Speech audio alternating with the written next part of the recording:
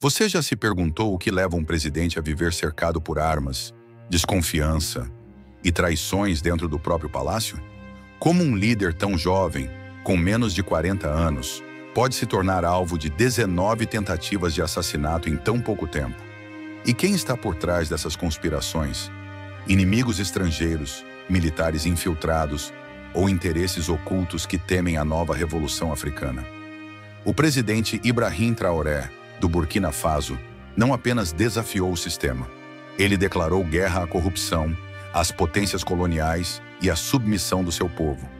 Mas essa ousadia tem um preço de sangue.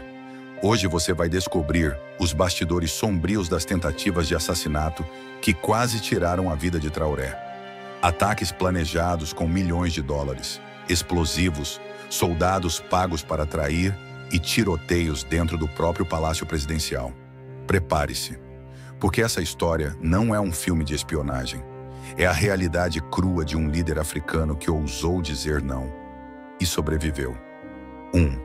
A primeira grande conspiração, o golpe militar frustrado de dezembro de 2023. Tudo começou no silêncio dos corredores do poder, quando os olhos do povo ainda estavam voltados para a promessa de reconstrução nacional. Em dezembro de 2023, o presidente Ibrahim Traoré já havia se tornado uma figura emblemática, não apenas no Burkina Faso, mas em todo o continente africano. Jovem, corajoso e radical em suas decisões, ele desafiava os acordos herdados do colonialismo e tomava atitudes audaciosas, como expulsar tropas estrangeiras do país e nacionalizar recursos estratégicos. Mas essas ações despertaram não apenas esperanças, despertaram o medo e o ódio dos que lucravam com a submissão do país. E foi nesse clima tenso que a primeira grande tentativa de assassinato veio à tona. Um golpe de Estado articulado dentro do próprio Exército Nacional. A conspiração partiu de dentro. Generais de alta patente, ainda alinhados com interesses externos, muitos dos quais ligados à França e aos Estados Unidos, arquitetaram um plano minucioso. Tomar o Palácio Presidencial durante um período de recesso político, no fim do ano, quando os olhos da população estariam voltados para as celebrações de Natal e Ano Novo. O objetivo era simples e direto: capturar Ibrahim Traoré e eliminá-lo antes que qualquer reação popular pudesse acontecer. O plano envolvia o controle simultâneo dos meios de comunicação e das principais vias da capital, Ouagadougou. Mas algo deu errado. Um grupo de soldados mais jovens, recém-formados e fortemente leais ao ideal revolucionário de Traoré, desconfiou de movimentações incomuns em unidades militares e repassou as informações ao Serviço de Inteligência Nacional.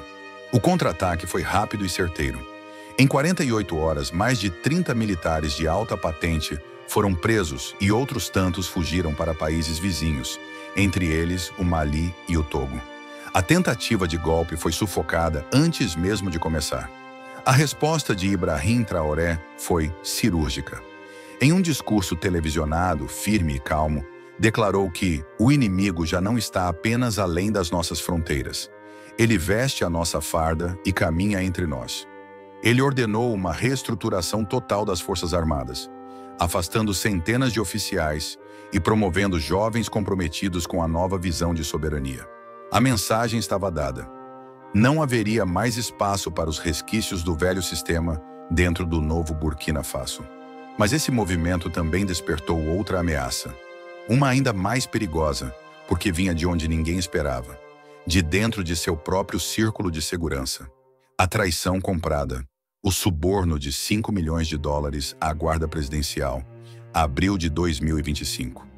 Se a primeira tentativa de assassinato partiu de uma conspiração organizada, a segunda tentativa foi um golpe de mestre da manipulação. Corromper os próprios guardiões de Ibrahim Traoré. Em abril de 2025, uma denúncia anônima revelou um plano de assassinato sofisticado e brutal. E desta vez, o perigo não vinha de fora. Vinha de dentro da residência presidencial. O esquema era perverso e extremamente audacioso. Um grupo de intermediários, supostamente ligado a interesses estrangeiros e figuras exiladas da elite política burkinense, ofereceu uma quantia milionária à equipe de segurança pessoal do presidente. O valor proposto? 5 milhões de dólares em dinheiro vivo.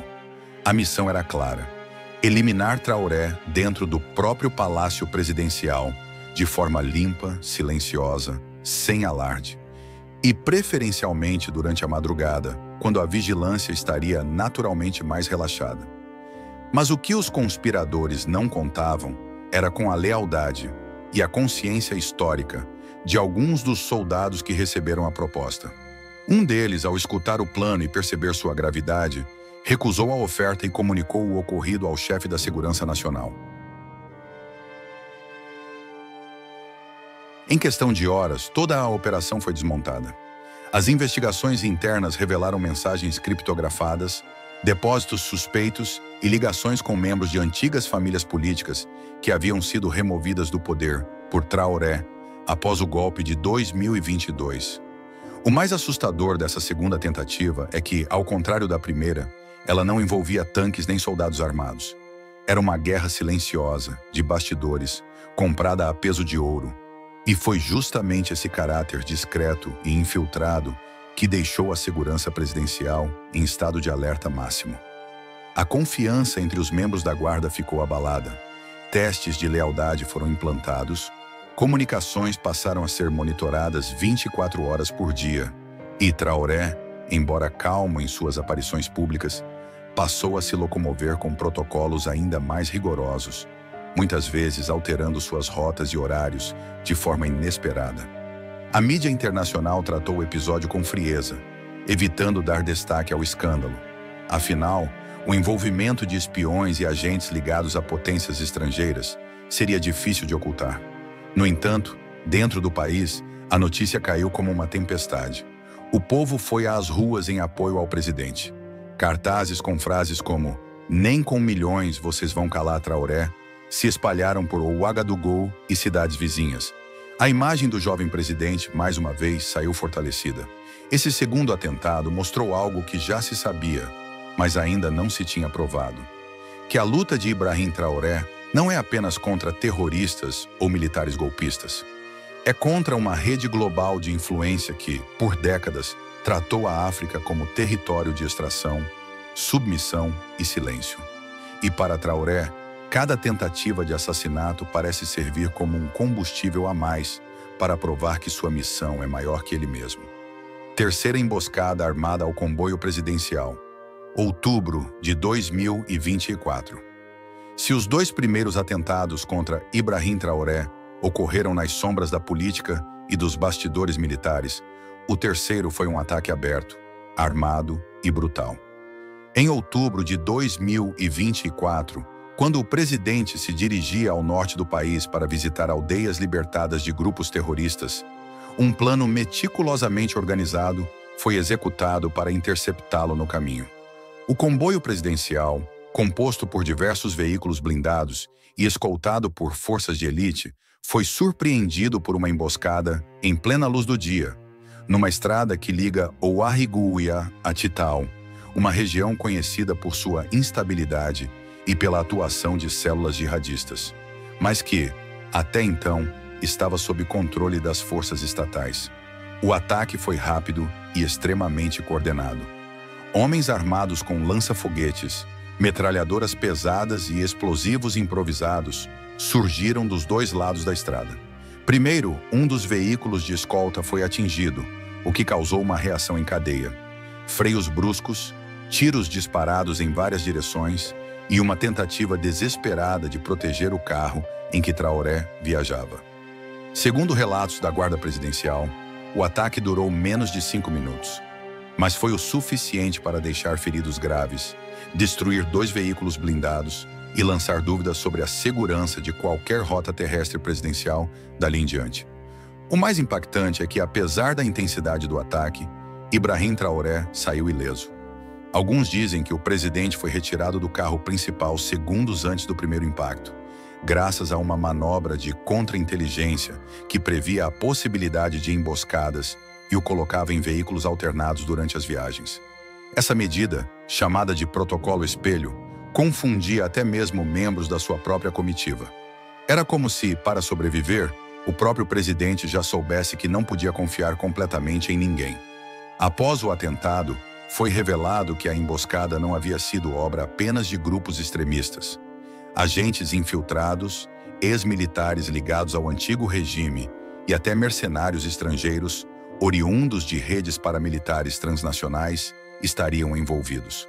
O armamento utilizado no ataque, incluindo drones e minas antipessoais, sugeria financiamento externo de alto nível, com tecnologia que ultrapassava o alcance dos grupos terroristas locais. Traoré mais uma vez foi à televisão, mas dessa vez seu tom foi diferente. Ele não apenas denunciou a tentativa de assassinato, como também acusou diretamente governos que se dizem defensores da paz, mas financiam o caos no continente africano. Sem citar nomes, a mensagem foi clara. As reações não tardaram. O governo francês negou envolvimento. Organizações internacionais se calaram. Mas o povo, esse sim, compreendeu. A guerra por trás da figura de Traoré era também a guerra por independência, dignidade e futuro de toda a África. Quarta, a tentativa de envenenamento no palácio, janeiro de 2025.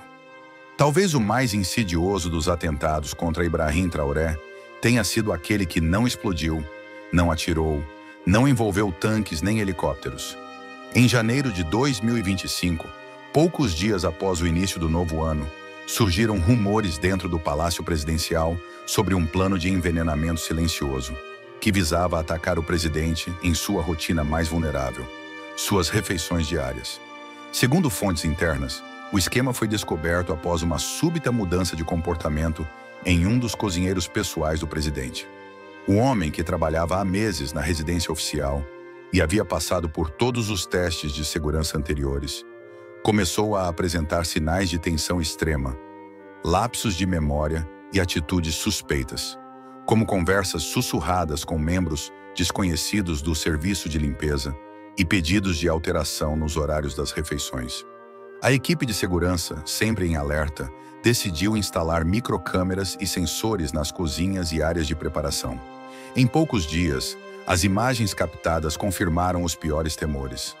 Substâncias químicas foram encontradas escondidas dentro de potes de condimentos e ingredientes frescos. Substâncias que, segundo peritos, poderiam causar paralisia e morte em menos de uma hora, se ingeridas com frequência em doses pequenas. O mais assustador foi descobrir que a substância utilizada não era facilmente obtida. Tratava-se de um composto neurotóxico de uso restrito, cuja origem, segundo investigadores, só poderia vir de laboratórios farmacêuticos militares ou redes de contrabando altamente sofisticadas. Isso levou a uma conclusão perturbadora. Alguém com acesso a recursos internacionais queria a morte de Traoré de forma limpa, sem rastros, sem tumulto e sem mártires. O cozinheiro foi preso, interrogado por dias e revelou ter sido coagido sob ameaça de morte à sua família, além de receber um pagamento antecipado em criptomoedas.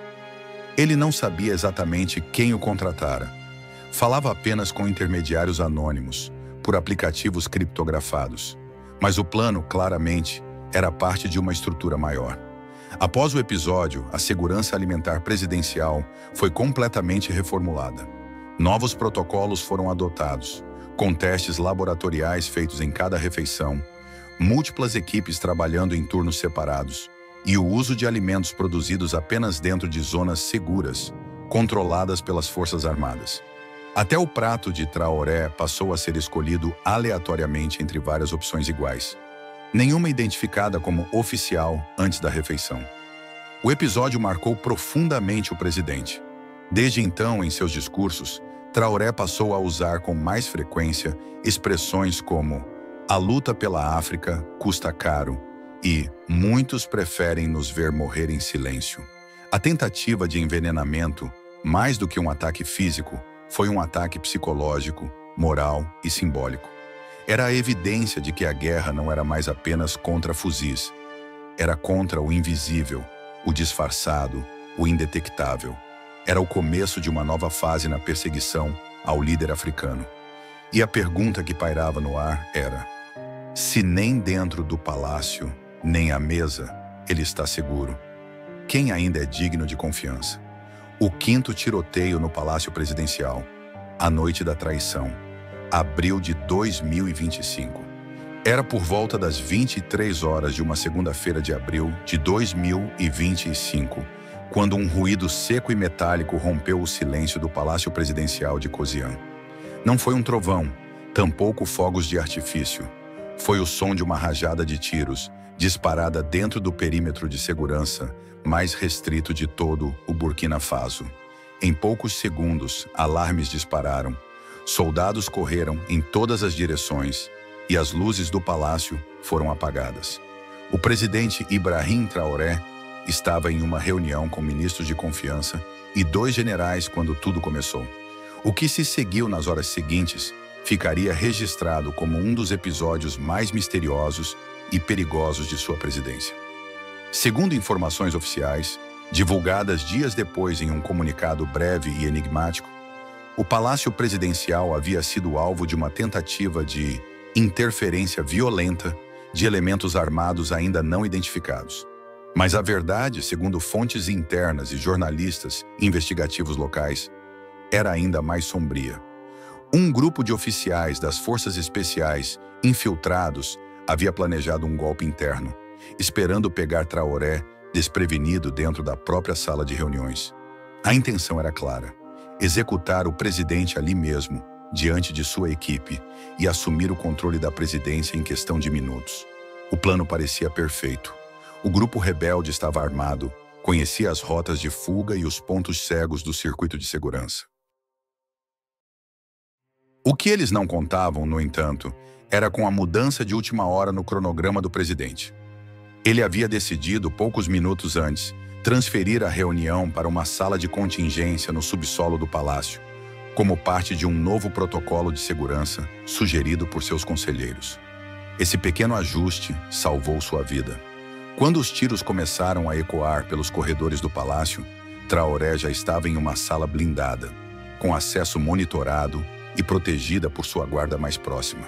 Um confronto feroz se seguiu entre os conspiradores e os soldados leais. Foram mais de 2 horas de tiroteio, onde se usaram armas de guerra, granadas e até drones internos. Ao final da madrugada, ao menos 12 militares estavam mortos e 19 foram presos, entre eles 2 capitães, que tinham acesso direto ao comando das comunicações da presidência. Nos dias seguintes, o governo agiu com discrição, mas firmeza. As imagens internas não foram divulgadas, mas o cerco à imprensa aumentou, e medidas excepcionais de vigilância foram implementadas. A guarda presidencial foi reformulada, sensores de retina e biometria passaram a ser exigidos em todas as áreas do palácio, e Ibrahim Traoré deixou claro, em reunião com comandantes militares, que não mais toleraria qualquer vestígio de dúvida dentro das Forças Armadas. O episódio representou uma virada simbólica no mandato de Traoré. De líder militar popular, ele passou a agir como chefe de Estado sob guerra constante. E mais que isso, a noite da traição mostrou que, mesmo com todo o aparato de segurança, o inimigo já não estava apenas nas fronteiras. Estava disfarçado, armado e pronto para agir dentro do coração do poder. 6. O plano durante a Copa Africana de Nações, janeiro de 2024. Enquanto os olhos de todo o continente africano estavam voltados para os estádios e para os craques que disputavam a glória da Copa Africana de Nações, em janeiro de 2024, um grupo obscuro tramava em silêncio. Aproveitando a euforia nacional e a distração da imprensa, espiões e agentes infiltrados haviam elaborado uma das tentativas de assassinato mais audaciosas contra Ibrahim Traoré, e, ao mesmo tempo, uma das mais discretas. O plano era sutil, mas engenhoso. Aproveitar a presença do presidente em um dos jogos da seleção nacional para eliminá-lo em público, provocando não apenas sua morte, mas um efeito psicológico devastador sobre o país. A ideia era clara: transformar um momento de orgulho nacional em caos absoluto. A data escolhida foi o jogo de abertura da seleção burkinense, na cidade de Bobo Dioulasso, onde Traoré havia confirmado sua presença dias antes. O esquema de segurança foi reforçado, como sempre, mas os conspiradores estavam um passo à frente. haviam se infiltrado entre os fornecedores de alimentação e infraestrutura do evento.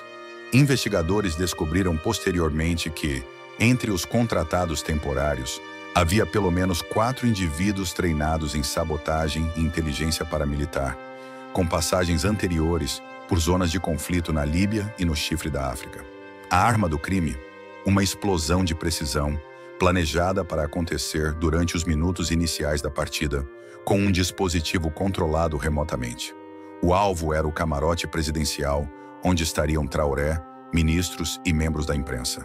Felizmente, o plano foi interceptado por agentes do serviço secreto dias antes do evento, após rastrearem comunicações incomuns entre os fornecedores e números estrangeiros associados a redes terroristas do Sahel.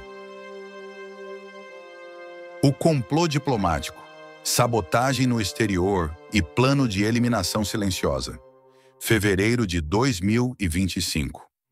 Em fevereiro de 2025, enquanto Ibrahim Traoré realizava uma série de visitas estratégicas a países aliados para consolidar o bloco de soberania africana, que vinha idealizando desde sua chegada ao poder, mais uma tentativa sutil e ardilosa de assassinato foi desmantelada. Só que desta vez, o plano não tinha como cenário o território do Burkina Faso, mas sim uma viagem oficial a um país africano aliado, cuja identidade permanece até hoje sob sigilo por questões diplomáticas. O que se sabe é que, durante a preparação da viagem, serviços de contra-inteligência burkinenses interceptaram mensagens e movimentações financeiras altamente suspeitas que envolviam intermediários estrangeiros, empresas privadas de segurança e consultores políticos com histórico de envolvimento em operações de regime change, mudança de regime. O plano era executado com maestria quase cinematográfica. Durante um jantar de gala promovido para líderes africanos, Traoré seria envenenado com uma substância química invisível, inodora e de ação retardada. Um tipo de neurotoxina que agiria lentamente no organismo até causar uma parada cardíaca entre 8 e 12 horas após o contato. Os relatórios apontam que a substância seria colocada em um cálice de cristal previamente separado para o presidente, ou mesmo no guardanapo que entraria em contato com sua boca. Tudo havia sido meticulosamente estudado. O horário do evento, a iluminação do local, a logística de entrada e saída dos convidados, inclusive a disposição dos lugares à mesa. Entretanto, algo deu errado para os conspiradores. Um funcionário local responsável por intermediar a segurança do evento, percebendo inconsistências nos protocolos enviados por terceiros, alertou discretamente os serviços de inteligência da comitiva de Traoré. Em poucas horas, o plano foi descoberto e a substância química localizada em um recipiente escondido no camarim da cozinha principal. O material foi recolhido e enviado para análise, e os agentes envolvidos no esquema desapareceram antes mesmo que pudessem ser detidos, sugerindo apoio de estruturas maiores, como serviços secretos estrangeiros com imunidade diplomática. O episódio deixou uma marca profunda na política externa do Burkina Faso. Desde então, Ibrahim Traoré passou a recusar convites para eventos diplomáticos fora do território aliado sem segurança integral controlada por sua própria guarda.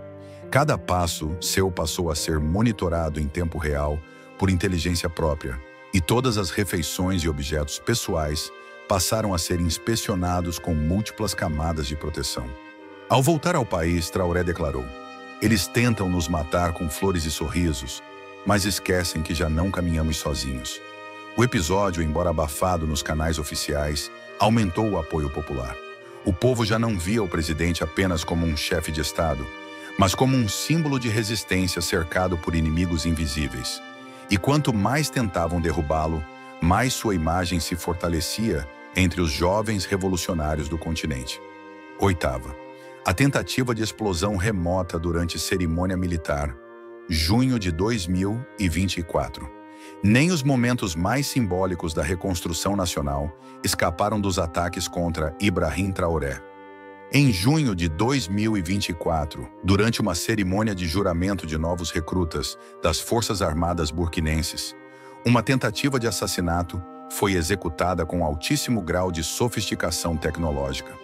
O evento, realizado em uma base militar nos arredores da capital Ouagadougou, reunia centenas de soldados recém-formados, oficiais veteranos, ministros e o próprio presidente, que discursaria diante da tropa como parte de sua estratégia de reestruturação e moralização do exército.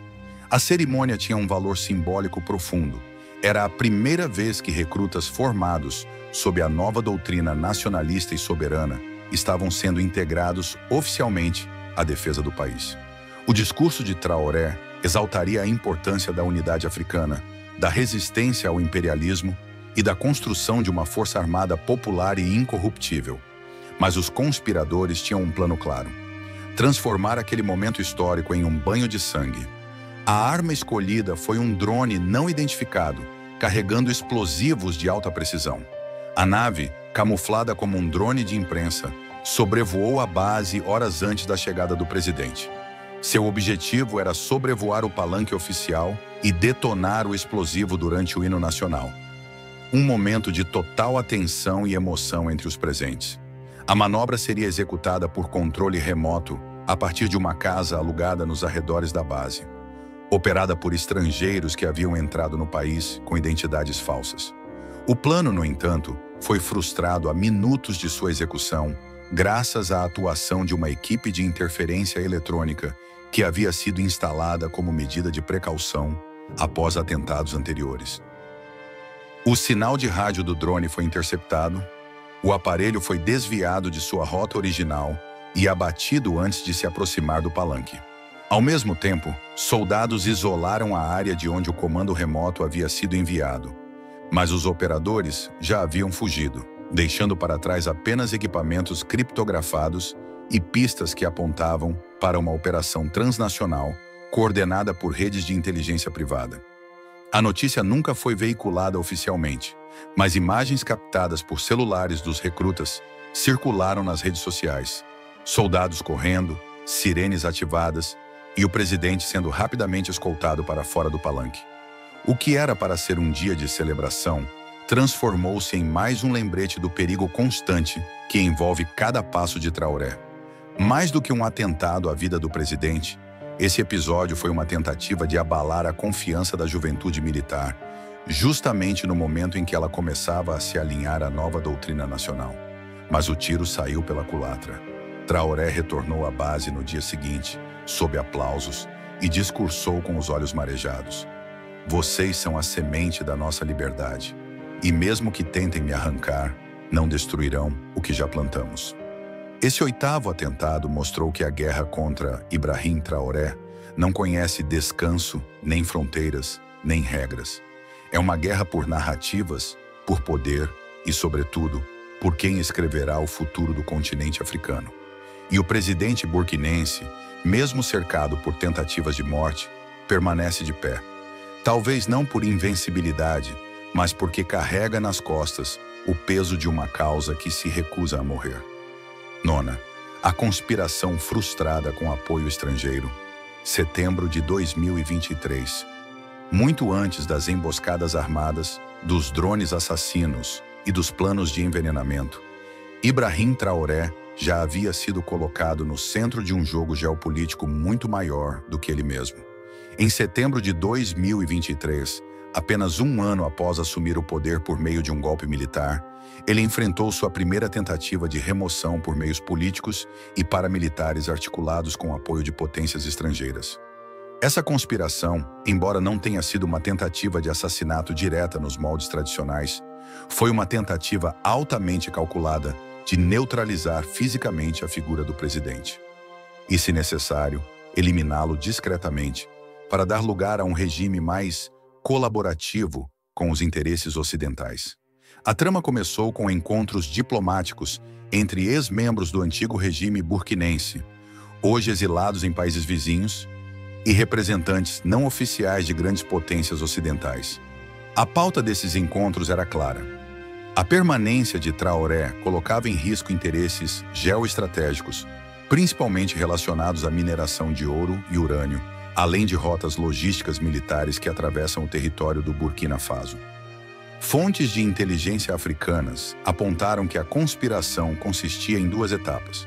Primeiro, a tentativa de isolar diplomaticamente o país por meio de sanções disfarçadas de preocupações com direitos humanos. E, em segundo, apoiar logisticamente um levante interno armado, que aconteceria em Ouagadougou, com a colaboração de mercenários infiltrados entre as forças de segurança. O plano ganhou corpo quando diversos oficiais do antigo serviço de inteligência, ainda em cargos de influência, começaram a desaparecer ou se deslocar para zonas afastadas do país sem justificativa. Ao mesmo tempo, unidades militares específicas começaram a relatar falhas de comunicação e ausência de ordens claras, como se parte da hierarquia estivesse esperando por algo. Foi nesse momento que Traoré ordenou a ativação do Protocolo Zero, uma série de medidas que suspenderiam todas as permissões de deslocamento de tropa, cortariam temporariamente os canais de comunicação entre unidades de diferentes regiões e colocariam a Guarda Presidencial em alerta máximo.